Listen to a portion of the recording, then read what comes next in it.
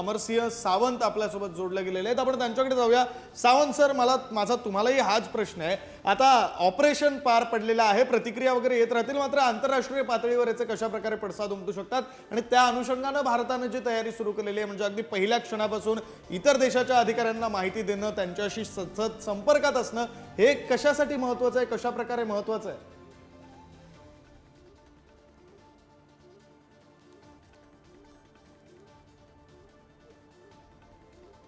जय हिंद. मी colonel Amarsingh Sawant, निवृत्त अधिकारी आहे. रणगाड्याच्या विभागात मी 32 वर्ष सर्व्हिस केलेली आहे. सर्वप्रथम मी आपल्या भारतीय सशस्त्र सेना, आर्मी, एअरफोर्स आणि नेव्ही यांना धन्यवाद देतो. वेल डन, कॉंग्रॅच्युलेट करतो. आणि हे एक इंटिग्रेटेड ऑपरेशन असल्यामुळं तमाम बाकीच्या सिस्टम्स आहेत देशातल्या, रॉ असू दे, IB असू दे, CID असू दे, CRPF, BSF, त्याच्या अलावा इतर जे स्टेट फोर्सेस आहेत, त्यांनी एक अतिशय वेल प्लॅन्ड इंटिग्रेटेड ॲक्शन केल्यामुळं हे सक्सेस झालेलं आहे. कुठल्याही युद्धात सक्सेस मिळण्याकरता सरप्राईज, स्विफ्टनेस, इंटेलिजन्स, जे ॲक्शनेबल इंटेलिजन्स, ह्याचा फार मोठा भाग असतो. आणि हे सगळं प्लॅन करून पंतप्रधानांनी ह्या प्लॅन व्यवस्थित सगळ्यांना सेपरेटली बोलवून सगळ्यांच्या ॲक्शन्स घेऊन आणि आपले काही इनपुट्स दिल्यानंतर ज्या ह्या ॲक्शनला सिंदूर हे नाव दिलं. हे अतिशय उत्कृष्ट, मला वाटतं हे नाव ऐकल्यानंतरच जवानांचा जोश आहे अतिशय उत्कृष्ट झाला असणार आणि त्यामुळे त्यांनी जबरदस्त ही फाईट दिलेली आहे. याच्या अलावा सायकोलॉजिकल वॉरफेअर हे जे केलेलं आहे पंतप्रधानांनी, आधीच मॉक ड्रिल सुरू करणं, मानसिक तयारी करणं सगळ्या 140 कोटी लोकांची. त्याच्या अलावा आपल्या ज्या डिफेन्स फोर्सेस आहेत सगळ्या, त्या ऑल अलॉंग त्यांनी लावून ठेवल्या. कारण जर काय बायचान्स पाकिस्ताननी काही हरकत केली तर त्यांना थांबवणे करण्याकरता हे सगळं माइंड डायवर्ट करून हे जे सरप्राईज केलेलं आहे हे अतिशय जबरदस्त आणि चांगल्या प्रकारे केलेलं आहे. त्याच्या अलावा इंटरनॅशनल लेवलला ज्या प्रकारे आपण आपले जे डिफेन्स सेक्रेटरीज किंवा फॉरेन सेक्रेटरीज आहेत किंवा फॉरेन मिनिस्टर्स आहेत किंवा होम मिनिस्टर्स आहेत आणि पंतप्रधान साहेब आहेत, त्यांनी ज्या प्रकारे हे सगळं सायकोलॉजिकल वॉरफेअर, मानसिक तयारी, फिजिकल प्रिपेअर्डनेस जसा केला, so there is no fear of unknown, हा जो एक केलेला आहे त्यात खरंच एक कौतुकास्पद आहे. त्याच्या अलावा मी आपल्याला सांगू इच्छितो, ही लढाई फक्त आता अलॉंग द बॉर्डर राहणार नाही कन्व्हेन्शनल 62 सालची किंवा 47 सालची. कारण ही जी लढाई आहे सगळ्या देशवासियांची आहे, 140 कोटी देशवासियांची लढाई आहे आणि तुमचा सहभाग असल्याशिवाय आर्मी सक्सेस होऊ शकणार नाही. त्यामुळं आपण मेंटली, फिजिकली, सायकोलॉजिकली तयार राहिलं पाहिजे. कारण पाकिस्तानकडं किंवा कुठल्याही देशांकडं लॉंग रेंज वेपन्स आहेत, जवळजवळ 2500 किलोमीटर ते मिनिमम 1500 किलोमीटर्स रेंजचे मिसाईल्स फायर करणारे आहेत. त्यामुळे ही लढाई नुसती आता फक्त बॉर्डर्सला कन्फाईन नाही आहे. त्यामुळं we should be always prepared as a civilian also. We should be prepared to take on any kind of a job. कारण आपल्याला पाकिस्तान किंवा चायना इथं आहेत, त्याच्या अलावा वी हॅव एनिमीज विदिन.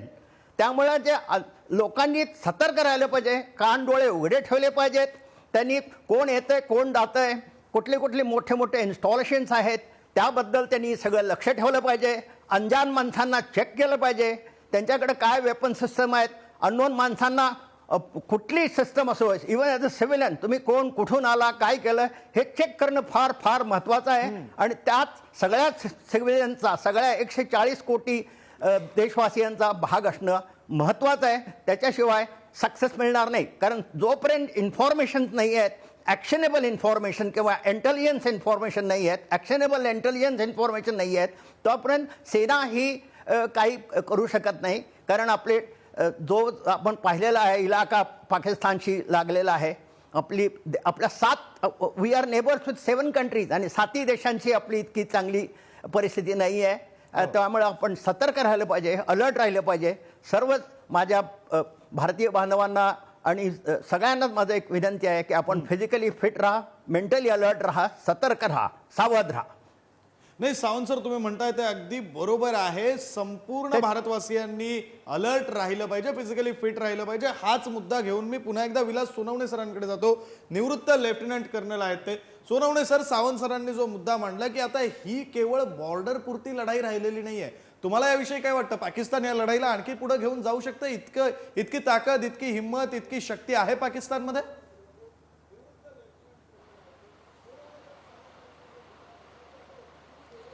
नक्कीच कर्नल अमर सावंत यांनी जे विषय मांडला आहे, तर आता भारत सरकारला आणि पूर्ण आर्मीला आपण आत्ता यावेळेस सपोर्ट केला पाहिजे. आणि यामध्ये त्यांनी जो मुद्दा मांडला त्यामध्ये मी अजून ऍड करू इच्छितो की आपण आपली व्हिडिओग्राफी वगैरे काही असेल, आर्मीविषयी काही माहिती असेल किंवा कोणी आर्मी पर्सन असेल त्याला फोन करू नये.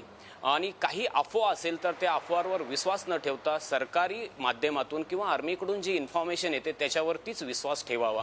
तर हे सगळ्या गोष्टी आपण जर पाळल्या तर नक्कीच आपण जिंकू.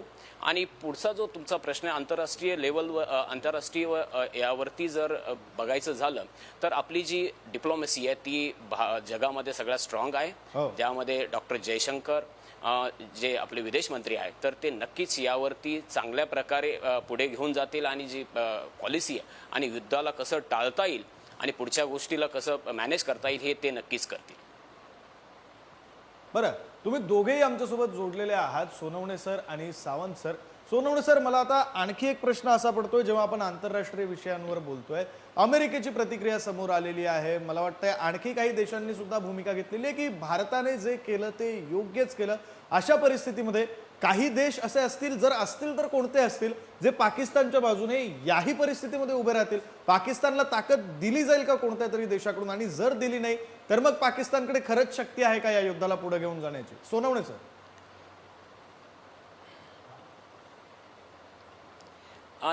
नक्कीच हे जे आंतरराष्ट्रीय इश्यू आहे यामध्ये प्रत्येकजण आपल्या पद्धतीनं आंतरराष्ट्रीय प्रत्येकाचे जे इंटरेस्ट आहे तर ते महत्त्वाचे असतात. तर पाकिस्तान मागे चायना हा कायमच असतो आणि राहील, त्यामध्ये कोणाला शंका नाही. तसंच तुर्की हा कंट्री आहे, तसंच मुस्लिम खूप सारे मुस्लिम कंट्रीज आहे, तर त्यामध्ये इस्लामिक कंट्रीज, तर ते सुद्धा त्यांच्याबरोबर राहू शकतात.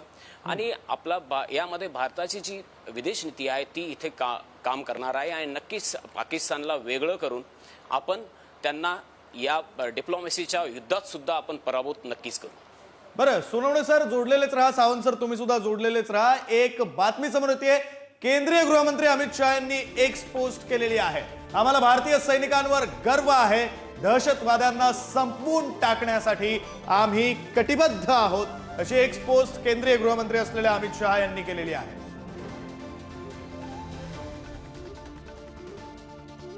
आपण पुन्हा एकदा सावंत सरांकडे जाऊया. सावंत सर, खरं तर देशांतर्गत या ज्या प्रतिक्रिया येत आहेत म्हणजे अगदी प्रत्येक नेत्याकडून समोर येत आहेत. केवळ सत्ताधारीच असं नाही, केवळ राज्यकर्तेच असं नाही, प्रत्येक नेता या मिशनचं, या ऑपरेशनचं, सिंदूरचं स्वागतच करतोय. मात्र आंतरराष्ट्रीय पातळीवरचा सुद्धा विचार केला पाहिजे. आता सोनवणे सर जसं म्हणाले, चीन आहे, काही इस्लामी राष्ट्र आहेत जी पाकिस्तानच्या बाजूने उभी राहू शकतात. अशा वेळेला भारताचं बल आणि पाकिस्तानचं बल आंतरराष्ट्रीय पातळीवरचं हे कशा प्रकारे मापायचं आणि कोण मग पुढे असेल त्यामध्ये?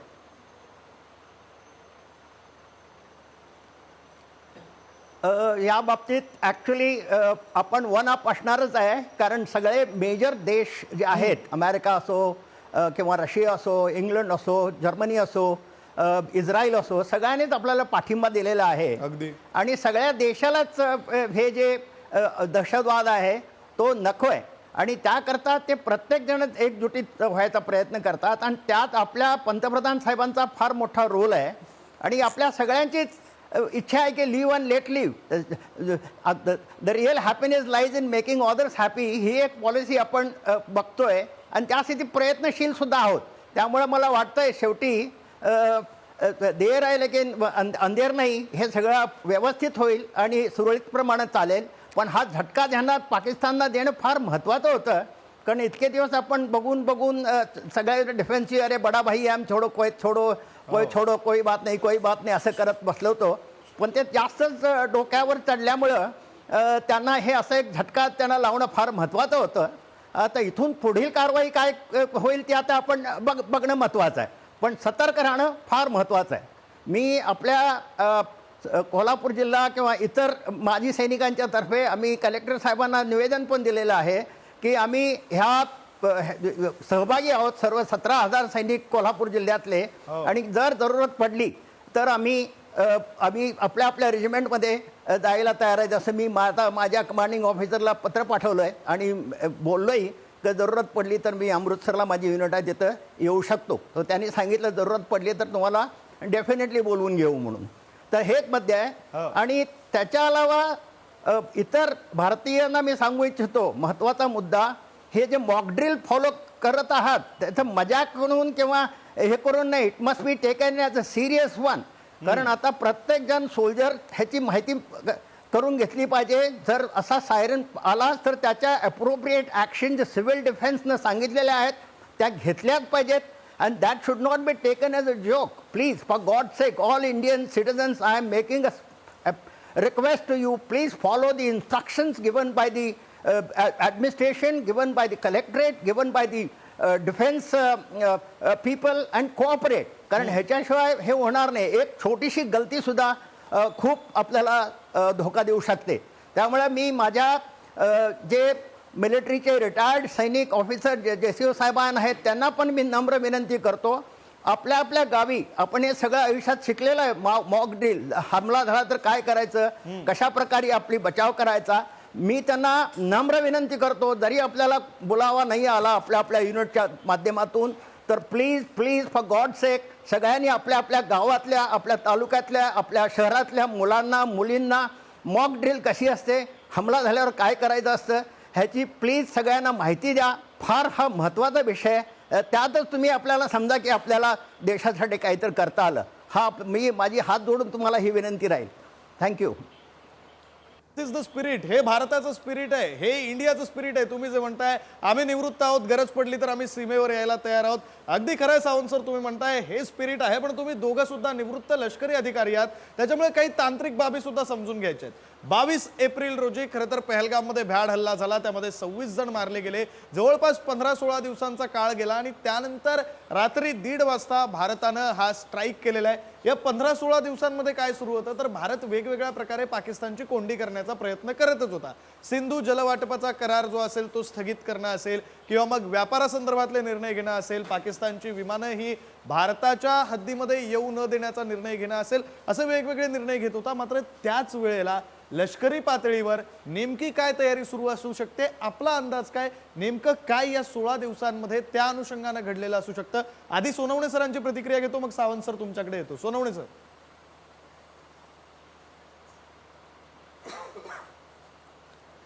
हां, नक्कीच कोणताही गोष्ट आपल्याला करायची असेल, कोणता असा हल्ला करायचा असेल तर त्याविषयी पूर्वतयारी करणं खूप आवश्यक आहे. आणि ही तयारी सगळ्यांना माहीत नसेल आतापर्यंत, आपल्याला त्याविषयी फक्त आपण अंदाज लावू शकतो.